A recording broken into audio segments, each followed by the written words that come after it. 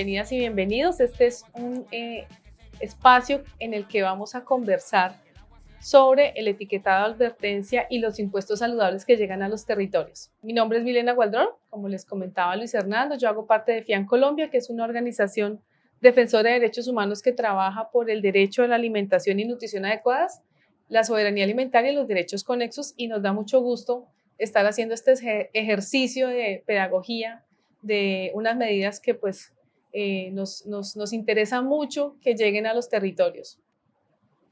Quiero empezar contándoles algo que es muy importante, y es que no tengo conflictos de interés para estar aquí frente a ustedes en una presentación que promueve la garantía del derecho a la alimentación y nutrición adecuada, la soberanía alimentaria y la salud pública. Y esto es muy importante porque esta discusión acerca de los conflictos de interés y el lugar desde el que estamos hablando quienes venimos a participar en estos espacios es muy importante. Lo malo no es tener conflictos de interés, sino no transparentarlos, ¿sí?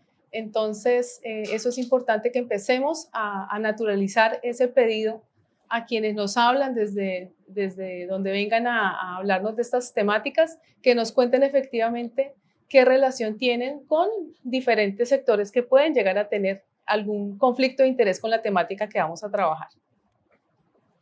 Bueno, y la primera pregunta para quienes están virtualmente y quienes están presencialmente es: si han visto productos con estos sellos, se han vuelto cada vez más comunes, ¿verdad?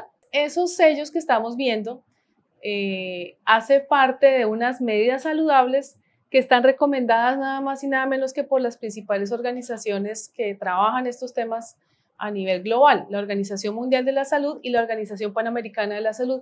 Y en este momento podemos decir en nuestro país que tenemos dos medidas saludables que hacen parte de ese paquete de intervenciones en términos de salud pública. Por un lado tenemos el etiquetado frontal de advertencia de forma octagonal, y está reglamentado por la Ley 2120 de 2021, que ha sido muy conocida como la Ley de Comida Chatarra, pero su nombre técnico es la Ley de Entornos Alimentarios Saludables, y una resolución, la resolución 2492 del 13 de diciembre del 2022, que es la que reglamenta efectivamente esas características del etiquetado frontal de advertencia.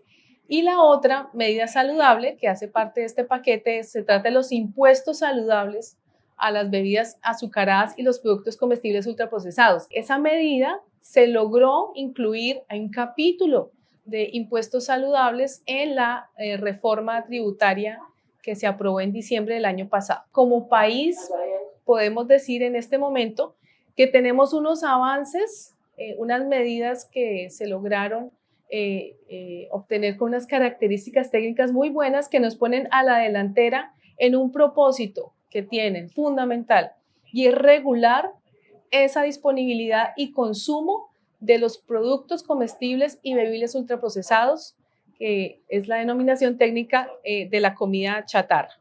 Entonces vamos a empezar primero a conversar un poco sobre esa primera medida, el etiquetado de advertencia, y un poco para traer de dónde venimos con esta historia. Aquí hay una línea de tiempo, esta lucha de proyectos de ley que se presentaron al Congreso de la República para que se reglamentara un sistema de etiquetado frontal, pues tuvo unos intentos previos, y hasta el 30 de julio del año 2021 se logra efectivamente que se apruebe la ley de comida chatarra, ¿sí? Y en el artículo 5 de esa ley, pues habla específicamente del etiquetado de advertencia.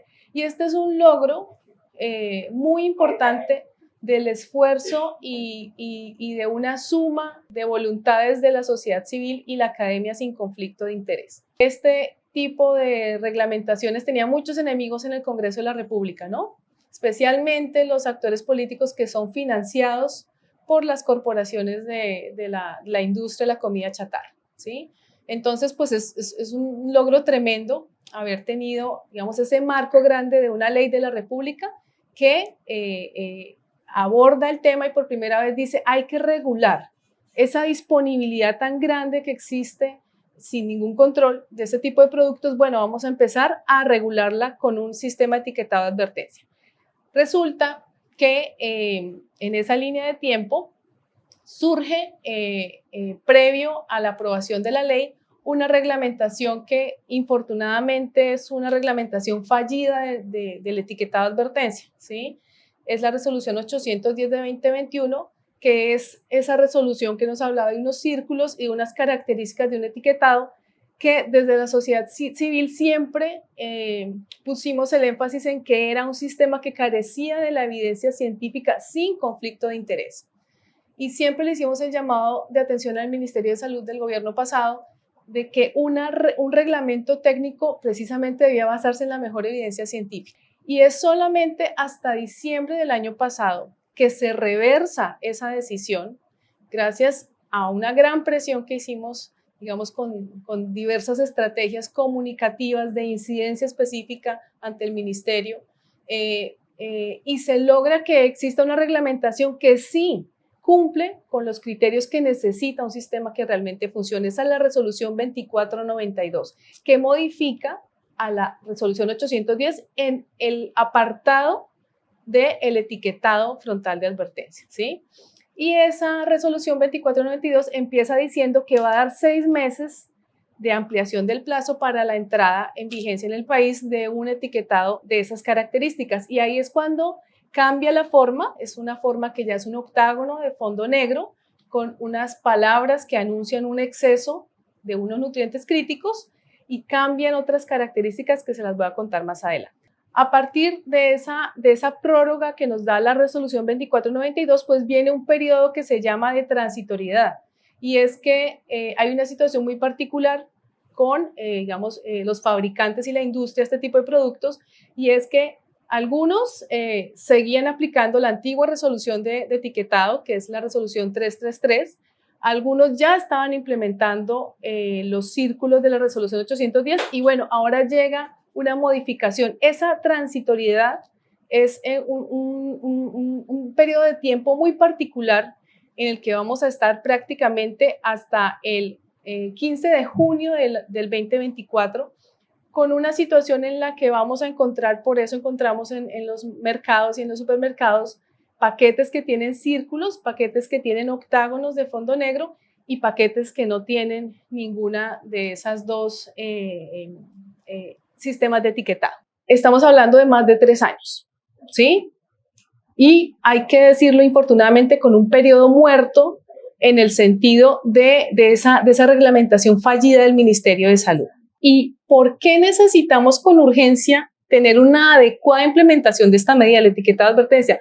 Pues las cifras yo creo que muchos de ustedes las conocen, pero es una suma de factores que hacen que esto sea un tema muy importante de salud pública. Y es que estamos hablando de que nuestro país pues ya tiene un problema creciente de malnutrición por exceso, ¿sí? El exceso de peso en nuestro país, que se mide a través de la encuesta poblacional de la ENSIN, pues nos ha mostrado cómo vamos en una escala bastante creciente, con ya más de la mitad de la población adulta con problemas de sobrepeso y obesidad, y pues algo muy preocupante, ¿no? Al menos 1 de cada 4 escolares ya carga con un problema de malnutrición por exceso de peso. Y las consecuencias, aparte de los problemas de malnutrición que ya tenemos, vemos cómo en las primeras causas de muerte en nuestro país, pues ya están todas esas expresiones de la malnutrición, ¿sí? Las enfermedades no transmisibles, que ellas están asociadas a cómo nos estamos alimentando. Y fíjense en esa gráfica, muestra cómo en los primeros lugares están, miren, las enfermedades cardiovasculares, la diabetes, mellitus tipo 2, la hipertensión, ¿sí? Es decir, nuestro país ya está teniendo un problema de salud pública asociado a eso que estamos consumiendo, ¿sí? A eso que se ha instaurado como un patrón de alimentación donde está basado en esa dieta corporativa. Y un grupo de población muy importante donde tenemos información en nuestro país que está mostrando un patrón donde también se ha establecido este tipo de consumos, pues es la población escolar. Estos son los resultados de la ENSE del 2018, que ojalá pronto tengamos la nueva encuesta de salud escolar, y nos muestra cómo, miren, el consumo de bebidas azucaradas, hasta un 74% de niñas y niños las consumen, ¿sí? Un 82.4% consume productos de paquete y más de la mitad de niñas y niños consume comidas rápidas. Y en oposición, pues factores protectores como el consumo de frutas, verduras, lácteos y la actividad física está muy por debajo de las recomendaciones, ¿sí? Todo esto para señalar que efectivamente eso es un panorama de lo que se considerarían los factores de un ambiente obesogénico, ¿sí?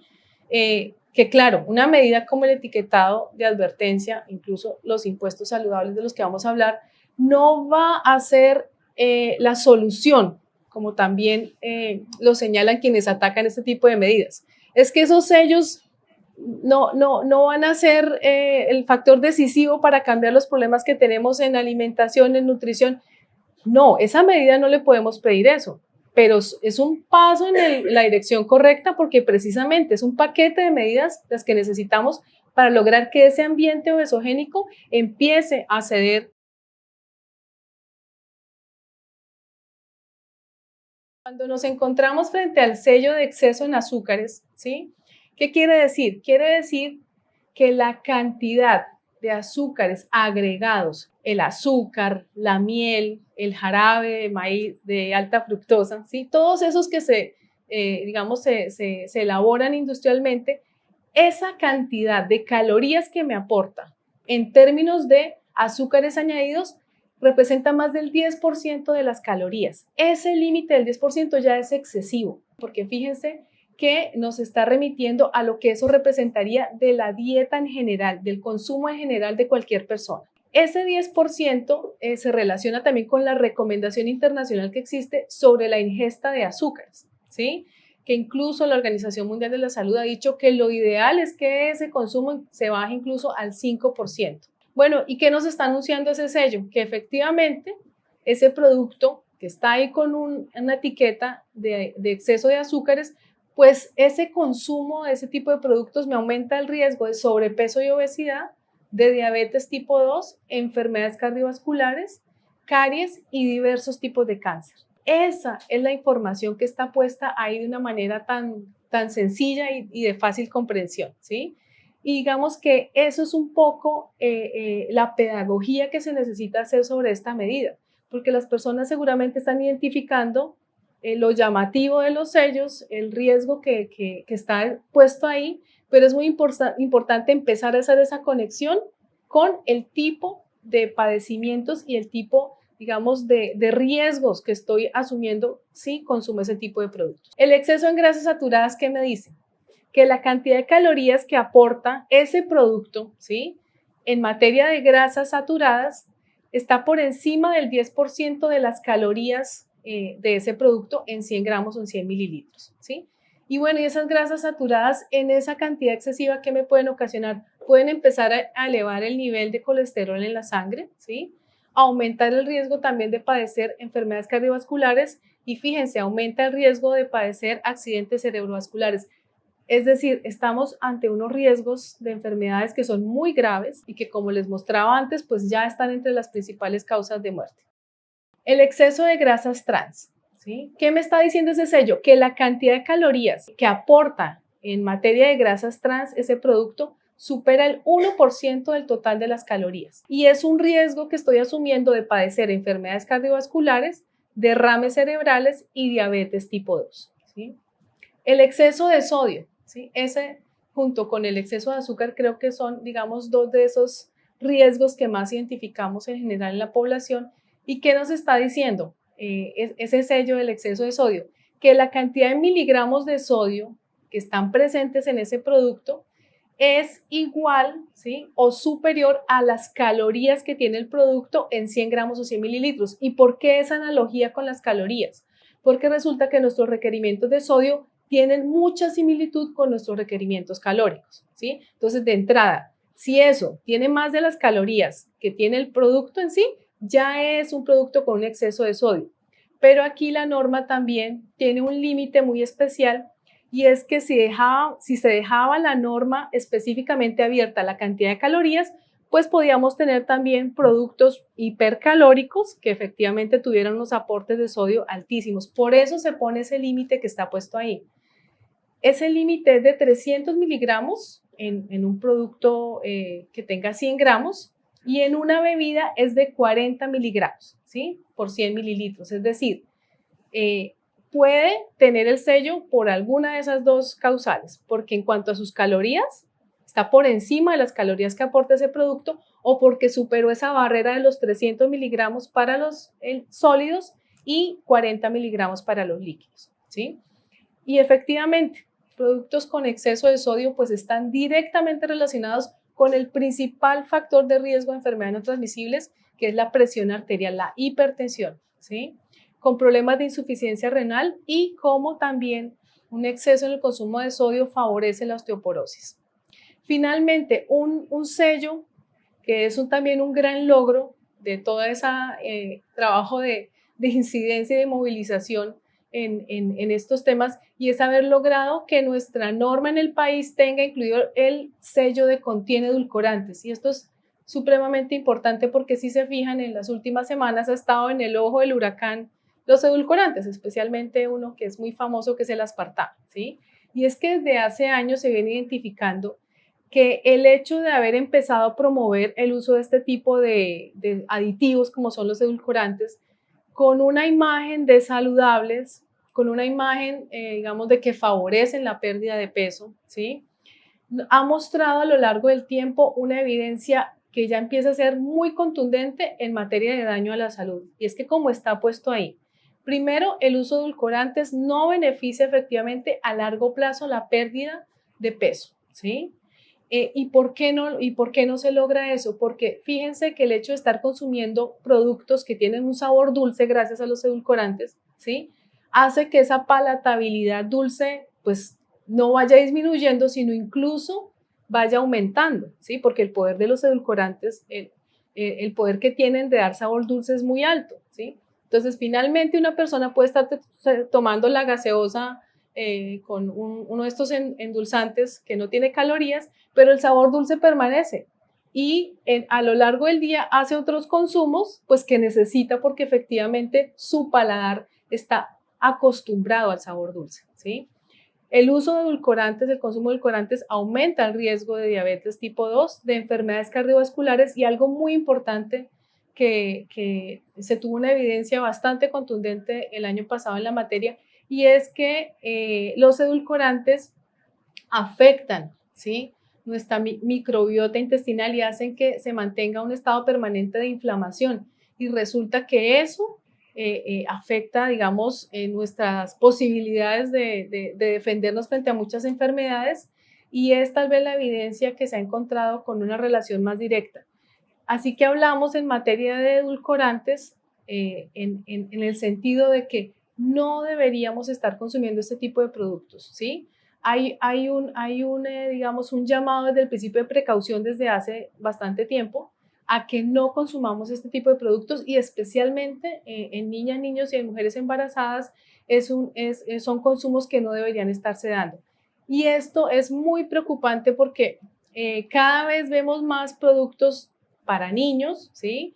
Productos de alimentación infantil que recurren al uso de edulcorantes precisamente para enmascarar un poco el hecho de que no tiene azúcar, pero sigue teniendo un sabor dulce. Entonces, otra estrategia es empezar a tener dos caras frontales, especialmente en las cajas de cereales. Eso es una estrategia que se dio, y era empezar a ponerle una cara muy parecida a la cara frontal, con el muñequito y con la marca del cereal, y poner a la vista de los clientes la cara que no tenía el sello. En los envases debe estar el etiquetado en el tercio superior derecho, que es donde más fijamos la atención cuando vemos un empaquetado de estos tipos. Ahí está la imagen de ese pudín, por ejemplo, que tiene ubicado, en este caso es un círculo, lo tiene ubicado ahí. Ese es el lugar en el que debe estar, digamos, el etiquetado, y en los envases cilíndricos o cónicos debe estar en el tercio superior del envase, en la parte central, ¿sí? El tamaño del sello, al menos el 5% de la superficie de la etiqueta es el espacio que debe ocupar cada octágono de advertencia, ¿sí? Entonces, entre más sellos, pues efectivamente va a ocupar un mayor espacio de la etiqueta. Se permite para el sello de advertencia el uso de adhesivos. Eso fue algo que quedó, digamos, establecido en la norma, pero fíjense que son adhesivos que ya tenemos que empezar a echarles ojo también, porque son adhesivos que deben permitir que la información permanezca, es decir, no son adhesivos que se caigan fácilmente, ni en materiales que no se digamos, adapten a las características del envase. Y por supuesto, de ninguna manera deben estar cubiertos los sellos de advertencia, ni por información publicitaria, ni por lo que se ponga en el lugar donde se están exhibiendo los sellos y el producto, por supuesto. ¿Qué cambió también que tiene que ver con el etiquetado de advertencia? La tabla de información nutricional, ¿sí? Es una tabla que fíjense que como los sellos nos están hablando de unos excesos por 100 gramos o 100 mililitros, pues la información de la tabla viene en esas mismas características, ¿sí? Viene la composición nutricional por 100 gramos o 100 mililitros y por la porción, que eso también es muy importante. Y es clave, por ejemplo, en las bebidas. Resulta que la industria nos está poniendo unas bebidas como de este porte, por ejemplo, ¿sí?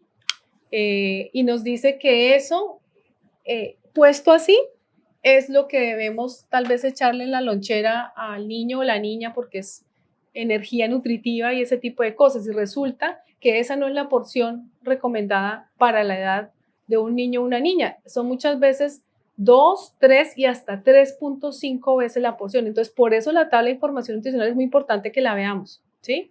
Para ver esa información puesta, pero por las porciones recomendadas, ¿sí?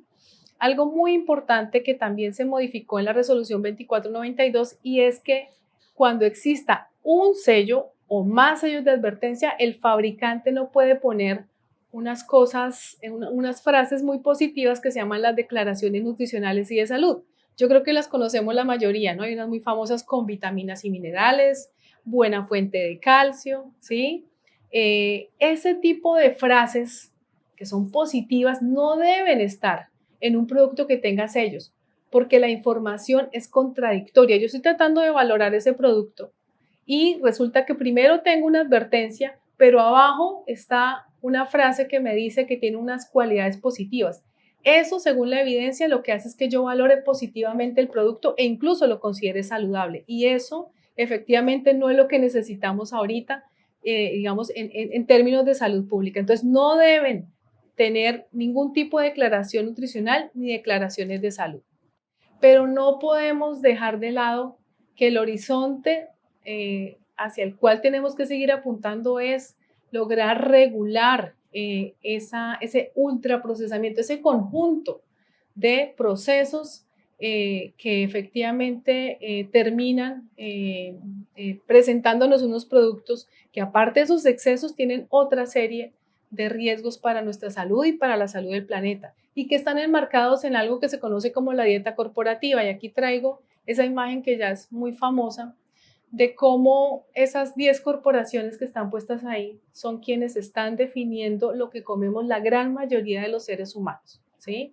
Entonces, esa sensación de libertad que nos da el supermercado o la tienda cuando vemos esa cantidad de productos, pues termina reducido a los intereses de un puñado de corporaciones. Y efectivamente, pues su ánimo es, por supuesto, mercantil, ¿sí? Y ese es, digamos, la realidad, la cruda realidad contra la que nos enfrentamos, ¿sí? Este logro de tener unas etiquetas que advierten sobre unos nutrientes críticos es un paso en el camino de que efectivamente todo eso que hacen las corporaciones, ¿sí?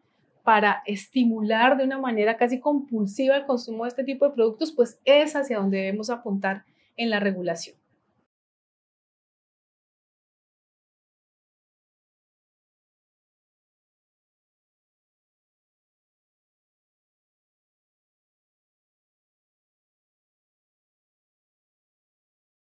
Fíjense que el común denominador de esos productos es un colorante que se llama la tartrazina. Y fíjense que esto hace parte de ese gran problema que tenemos con el ultraprocesamiento, ¿sí?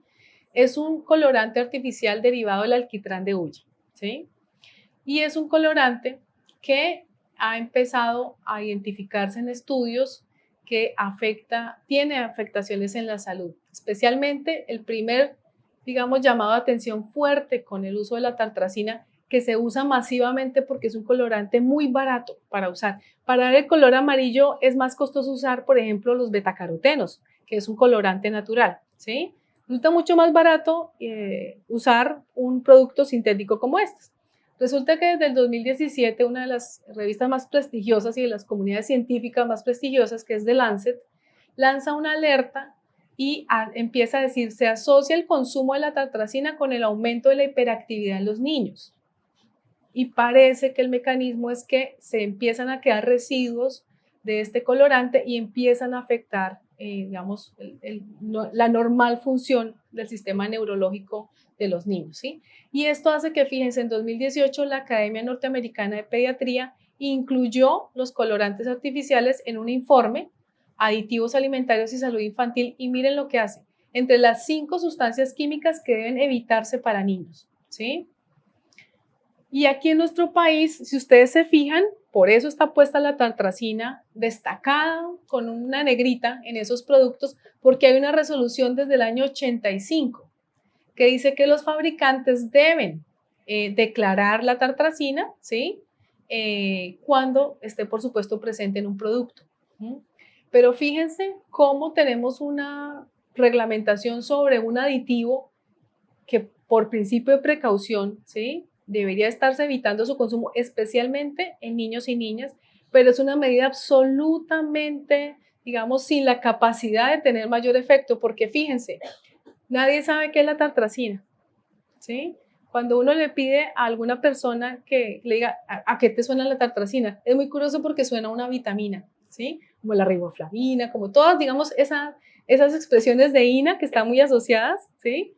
Y resulta que la tartrazina suena a eso. Lo que resulta muy llamativo es que se usa especialmente en los productos para niñas y niños, ¿sí? Entonces la vemos en las gelatinas, en los pudines, en las galletas, en los yogures, en las bebidas, ¿sí? Y no es solamente el color amarillo, resulta que la usan para dar el color verde. Entonces, esa gelatina verde, cuando tú ves la caja, ves la caja en la parte posterior de los ingredientes, tiene tartrazina, ¿sí? Entonces, en lo que estamos en mora es de saber cuánta tartrazina está consumiendo un niño o niña en muchos de estos productos que, por supuesto, por esas características que ustedes denotaron, resultan muy atractivos, ¿sí? Tienen imágenes de frutas, ¿sí? Uno lo asocia siempre con los cítricos, ¿sí? Entonces, fíjense, esto es algo que también debe estarse pensando en regular en nuestro país, ¿sí? Muchos de esos problemas de hiperactividad en los niños se están asociando con un consumo y es lamentable porque la industria se ensaña contra niñas y niños. Pero además, ese sello de advertencia del exceso en azúcares nos trajo una ganancia adicional. Y es que resulta que en la industria la denominación del azúcar, de la familia de los azúcares como tal, tiene una cantidad de formas de llamarse de acuerdo a sus presentaciones, ¿sí? Es una larga lista. Aquí puse algunas de las más conocidas. ¿Qué hace el sello de advertencia? Le dice, no me interesa cómo le ponga usted el azúcar, pero desde que lo tenga, tiene su sello de exceso en azúcares. Fíjense, yo no sé si se alcanza a ver ahí un poquito en la imagen que quise aumentar, pero una sola barrita de cereal de esas, miren la cantidad de formas de azúcar que trae, ¿sí?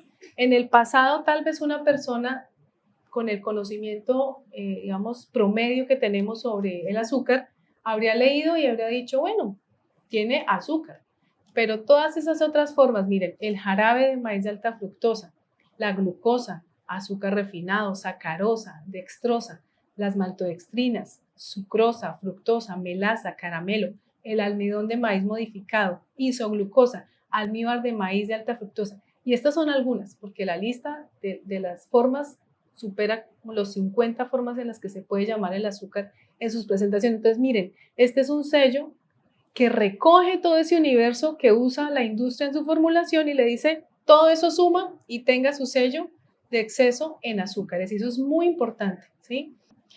Este es un jamón que se promociona como libre de grasa. Y claro, se quita el sello que seguramente hubiera tenido de grasas saturadas, adicionando almidón de trigo, ¿sí? Que es un ingrediente que no tiene un mayor aporte nutricional, que aporta más a las calorías que se están consumiendo y que tiene, digamos, es muy precario en su composición nutricional. Es decir, nos está cambiando un problema, que es la grasa saturada, por un compuesto que también es un problema, ¿sí? Y fíjense que además estos muestran cómo hay productos que son de sal para nuestra cultura alimentaria y resulta que esto, que es un producto salado, tiene jarabe de maíz y dextrosa. Aquí otro caso, y esto es muy común en la industria láctea porque ustedes saben que además el aura que tiene la leche en nuestro medio es, por supuesto, un alimento muy nutritivo, pero todo lo que le hacemos a la leche después queda cobijado por la buena imagen de la leche y ya no es tan bueno, ¿sí? Además de que para quitarse al menos uno de los sellos de exceso de azúcar, la cantidad de edulcorantes que están poniendo en las bebidas lácteas es tremendo. Uno encuentra 3 y 4 edulcorantes en uno de estos productos, ¿sí? Además, para aumentar la consistencia, ¿sí? Por temas tecnológicos, pues también para evitar el sello de grasas saturadas, pues le están agregando almidones a la formulación y tiene el mismo problema de lo que acabo de comentar. Son ingredientes que no aportan más allá de calorías, no están aportando ningún valor nutricional. Y otra ya jugada que estamos encontrando es que están apareciendo unos sellos, fíjense la forma circular, parecido a los de la 810, destacando unos valores nutricionales, pues que no están regulados, ¿sí? Que no tiene, digamos, sentido que estén dando vueltas, digamos, en los productos, pero esto nos parece que es una mala salida de la industria, ¿sí? Empezar a usar ahora sellos circulares para destacar unos valores nutricionales que efectivamente, pues, no es el centro de la preocupación ahorita en términos de salud pública. Miren, yo creo que para nadie es un secreto que el tema del ultraprocesamiento, el tema de los sellos ha estado a la orden del día. Y eso es muy importante, ¿sí? Porque estamos hablando en unos términos que a la industria no le gustaba mucho, no le gustaba que le dijéramos que ellos llevaban sus procesos al ultraprocesamiento, les parecía que eso era una palabra, digamos, era pseudociencia y eso no tenía validez, pero ya estamos escuchando a las personas hablar en esos términos, ¿sí? Estamos hablando de esos sellos, si nos gustan, si no, si nos parece que efectivamente han logrado cambiar algún hábito o identificar algo que nos parecía saludable y que nos dimos cuenta que no. Eso es muy importante, ¿sí? Porque el tema está puesto y creemos nosotros que esto es necesario, digamos, para todas las medidas que se necesitan, en las que se necesita avanzar, ¿sí? Ya estamos viendo, digamos, esas voces mucho más fuertes desde la sociedad civil y la academia participando de estas discusiones. Y por supuesto, ha sido motivo de mucha discusión todos esos productos que eran tan saludables o aparentemente saludables y que gracias a los sellos nos dimos cuenta de su verdadera cara. Si tiene un sello o varios sellos, la mejor decisión debería ser no llevarlo, no consumirlo, ¿sí? Claro, son cambios que esperamos que se den en el tiempo, pero hay que empezar por poner la atención a esa señal de advertencia y decir, yo creo que mejor busquemos uno que no tenga sello, ¿sí? Eso ha forzado a que en muchos países la industria se reformule en alguna medida bajando los contenidos de esos nutrientes críticos, ¿sí? Si de 10 yogures en el mercado, 8 tienen sellos y hay 2 que no tienen sellos, pues esos 2 terminan recibiendo una publicidad positiva por el hecho de estar sin sellos y terminan siendo pues los más beneficiados. Entonces, debemos además trabajar fuertemente el tema de la pedagogía, ¿sí? Para que empecemos a identificar la información de advertencia que tienen los sellos y empezar a tomarlos en cuenta para tomar esas mejores decisiones en materia de alimentación. ¿Dónde no están los sellos? No están en las plazas de mercado, ni en el mercado campesino, ni en la tienda de Fruver, ni en el señor o la señora de la carretilla que pasa vendiéndonos las frutas, o el señor que llega con su camioncito ahí cerca a la casa a vendernos, ¿sí? La compra directa, no sé aquí en Cali cómo sean esas dinámicas, pero en muchas ciudades, ¿sí? La bicicleta también que va pasando, la moto que va pasando. Así es. Entonces, claro, empecemos a favorecer esos consumos que esos son alimentos de los que sí tenemos que estar privilegiando ahorita nuestra alimentación. Y aquí viene algo muy importante y es que esto ya no es una aspiración, esto es una realidad, esto es una ley y hay una reglamentación en la materia. Entonces, nuestros alcaldes, gobernadores, hay que motivarlos y empezar a exigirles que cumplan con la ley. Hay muchas medidas que ellos pueden tomar, digamos, para empezar a sacar ese tipo de productos de los programas del Estado, en el PAE, en los programas de asistencia y ayuda alimentaria, en los programas de la primera infancia. Y en esas otras autoridades que también tenemos en nuestro ambiente, los directores, ¿sí?, de instituciones educativas, los directores de las casas de la cultura, de la biblioteca, de todos los espacios comunitarios. Lo ideal es que ahí no se ofrezcan este tipo de productos, ¿sí? La idea es que el mensaje llegue y empiece a calar en todos esos espacios comunitarios que se los estamos dejando también a la industria. Y pues finalmente que hagamos de nuestra comunidad un territorio realmente libre de ese tipo de productos de la comida chatarra. Yo les quiero contar de la otra medida saludable que ya es una realidad en nuestro país y que el próximo mes de noviembre pues va a empezar a implementarse, y son los impuestos saludables. Esto también era digamos, una deuda histórica de mucho tiempo de las organizaciones de la sociedad civil, eh, tratando de que se incluyeran, y efectivamente en las discusiones de reforma tributaria pues no eran tenidos en cuenta, y se logró que en la pasada reforma tributaria se incluyera un capítulo de impuestos saludables que pues nos pone en una condición de verdad muy satisfactoria, porque se logró que quedaran impuestos saludables a las bebidas azucaradas y a los comestibles ultraprocesados. Entonces, un poco las características de ese impuesto que va a entrar en rigor ahora en el mes de noviembre es que es un impuesto que los impuestos saludables tienen esa característica de que es una medida, por supuesto, digamos, tributaria, que aumenta el precio final de venta de estos productos y que logra que se disminuya el consumo. Y lo que se, digamos, recoge en términos del impuesto, pues se puede utilizar para propósitos de atender las necesidades del sistema de salud. Entonces, fíjense, tiene un triple buen propósito. Estamos disminuyendo el consumo, estamos mejorando la alimentación y estamos, digamos, recogiendo recursos para tantas necesidades que tiene nuestro sistema de salud en general, y la necesidad, por ejemplo, de que se tomen medidas como mejorar la disponibilidad de agua potable en el país, entre otras que se necesitan en materia de una mejor alimentación. Ese fue otro ring de lucha con la industria y con estos sectores que patrocina la industria, porque la expectativa nuestra era que quedaran todo el conjunto de las azucaradas y las que utilizan todo tipo de edulcorantes. Por todo lo que acabamos de hablar, los edulcorantes no son la solución, ¿sí?, al problema digamos, de los consumos excesivos de azúcar. Eso lo perpetúa, ¿sí? Entonces quedaron solamente las bebidas azucaradas, quedó a partir digamos, de una cierta cantidad de azúcar en 100 mililitros, unas bandas que se llaman, y con unas tarifas de acuerdo a esa cantidad de azúcar que tiene, ¿sí?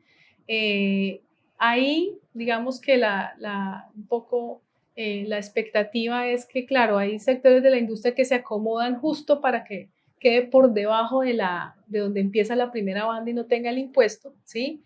Pero aún con esas medidas que puede tomar, digamos, para no tener su producto causado con este impuesto, aún así hay muchas líneas de bebidas que terminan teniendo ese aumento en el precio final de venta. Entonces, eso manda un mensaje muy claro, digamos, a la sociedad, en el sentido de que si eso aumenta de precio, si la gaseosa, si el jugo en caja, si los tés, si las bebidas de malta subieron su precio en un 20%, que es, digamos, el aumento máximo, pues es un mensaje al bolsillo y un poco a la economía de las familias, de decirle, mejor consuma otra cosa. Tal vez vale la pena mejor tomar agua, tomar leche o tomar una bebida que no tenga ese aumento de precio. Y el capítulo que está dedicado a los impuestos saludables, a los comestibles, pues tiene digamos, un bonus muy importante para nosotros, y es que se tomó elementos de la ley 2120, ¿sí? Y reconoce que esas bebidas, pues esos productos, perdón, hacen parte de las formulaciones ultraprocesadas, tiene una definición como tal de esos comestibles en términos de la clasificación nueva de alimentos y el ultraprocesamiento, y menciona algo muy importante, y es que no se queda solamente en el exceso de nutrientes críticos, sino que reconoce que todo el mundo de los aditivos y todo aquello que es carente nutricionalmente en esos productos hace parte de la problemática del ultraprocesamiento. En ese caso, en el caso de los comestibles, pues vamos a tener un aumento en los precios finales de venta de productos que tengan exceso de sodio, exceso de azúcares y exceso de grasas saturadas. Y va a empezar ese aumento con un 10% y al año número 3 va a aumentar al 20% el precio de esos productos. Entonces, pues estas son medidas que han funcionado en muchos países y que ya han marcado, digamos, también un camino de cómo afectar ese precio de venta final efectivamente mueve la balanza de las decisiones de consumo de las familias. Y también le manda un mensaje muy importante, y esto fue parte de lo que movilizamos desde FIAN Colombia, y es que esto es un mensaje para la sociedad en el sentido de decirle, mire, ese tipo de ultraprocesados necesitan impuestos, los alimentos reales necesitan es apoyo.